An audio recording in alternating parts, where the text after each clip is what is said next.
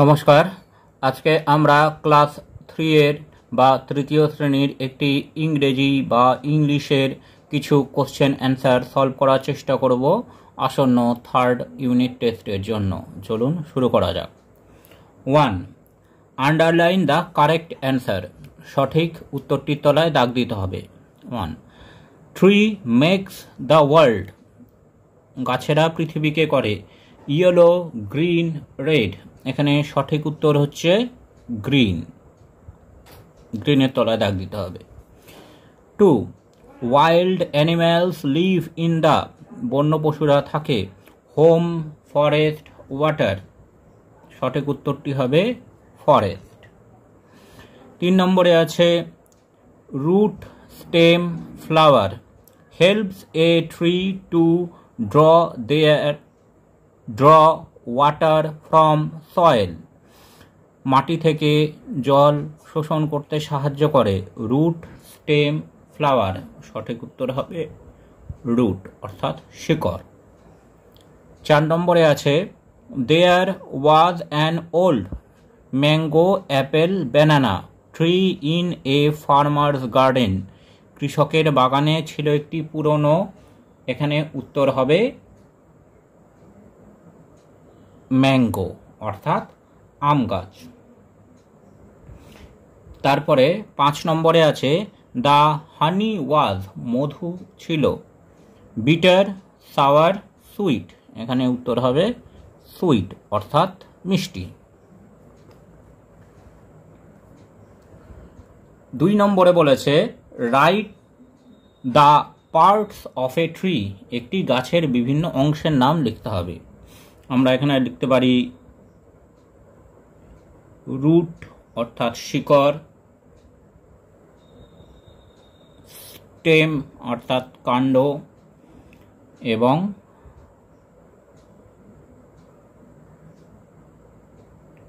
Fruit অর্থাৎ ফল। এবার 3 নম্বরে বলেছে অ্যান্সার দ্য ফলোয়িং কোশ্চেন। নিচের প্রশ্নগুলির উত্তর লিখতে হবে। 1. Does a tree have life. গাছের কি প্রাণ আছে? Yes, a tree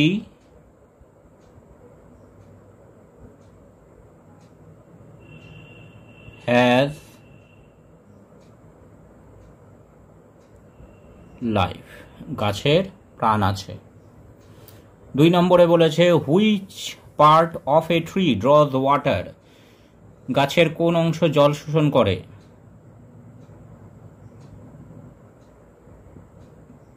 root.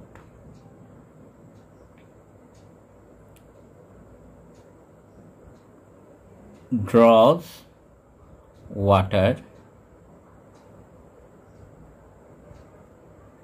অর্থাৎ শিকড় জল শোষণ করে। 3 নম্বরে বলেছে what does a goat eat. একটি ছাগল কি খায়? A goat eats leaves and grass. ছাগল পাতা ও ঘাস খায়। 4 নম্বরে বলেছে where do trees make their food. গাছেরা তাদের খাবার কোথায় তৈরি করে? Trees make their food in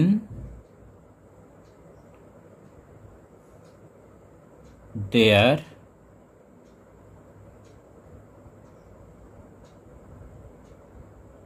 leaves। গাছেরা তাদের খাবার তাদের পাতায় তৈরি করে। এবার 4 নম্বরে বলেছে fill in the blanks with words from help box.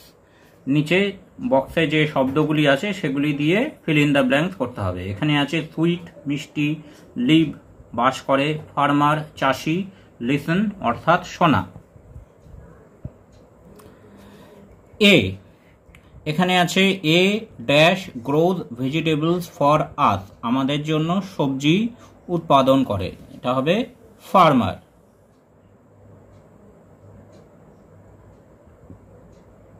Farmer অর্থাৎ চাষি আমাদের জন্য সবজি উৎপাদন করে।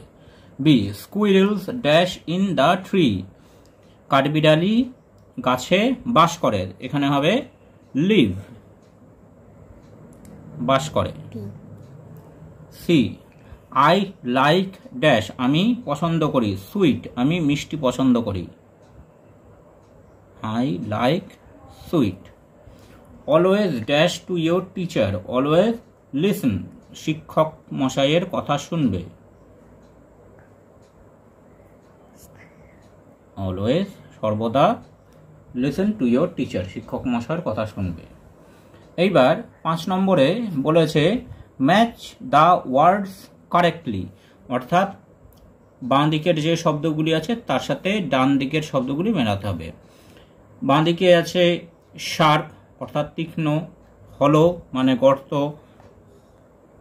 ফরেস্ট মানে জঙ্গল, প্রোভাইড মানে যোগান করা, ইনভাইট মানে আমন্ত্রণ করা, ড্র মানে আঁকা। এইবার এইগুলো যদি আমরা ডান দিকের যে শব্দগুলি আছে তার সাথে মেলাই তাহলে আমরা দেখব শার্প, শার্প হবে হ্যাভিং ফাইন এজ, তীক্ষ্ণ ধারওয়ালা, তাহলে শার্প আর হ্যাভিং ফাইন এজ এটি আমরা মিলিয়ে দেব। তারপর হলো, এইখানে আমরা হলোটার সাথে মেলাবো উইথ এ হোল ইনসাইড, অর্থাৎ ভেতরে ফাঁকা জায়গা, উইথ এ হোল ইনসাইড এর সাথে হলো মেলানো হলো। এরপর ফরেস্ট, ফরেস্ট হবে জঙ্গল অর্থাৎ জঙ্গল, বন জঙ্গল। প্রোভাইড, প্রোভাইড হচ্ছে গিভ অর্থাৎ যোগান দেওয়া, গিভ। ইনভাইট আমন্ত্রণ করা, এটা হবে ওয়েলকাম। আর ড্র, এখানে ড্র অর্থে টানা, কোনো কিছু টেনে ধরা, এটা হবে পুল আপ। এইবার শেষে 6 নম্বরে আছে রাইট দ্য অপোজিট ওয়ার্ড, অর্থাৎ বিপরীত শব্দগুলো আমাদেরকে লিখতে হবে। শার্প তীক্ষ্ণ, এর বিপরীত হচ্ছে ব্লান্ট অর্থাৎ ভোঁতা। ওল্ড বৃদ্ধ, এর বিপরীত হচ্ছে ইয়ং অর্থাৎ যৌবন। ফিনিশ শেষ, এর বিপরীত হচ্ছে স্টার্ট অর্থাৎ শুরু। হ্যাপি খুশি, এর বিপরীত হচ্ছে স্যাড অর্থাৎ দুঃখী। ফুলিশ বোকা, এর বিপরীত হচ্ছে ক্লেভার চালাক। ইউজফুল ব্যবহারযোগ্য, এর বিপরীত হচ্ছে ইউজলেস অর্থাৎ ব্যবহারযোগ্যহীন। Thanks for watching this video.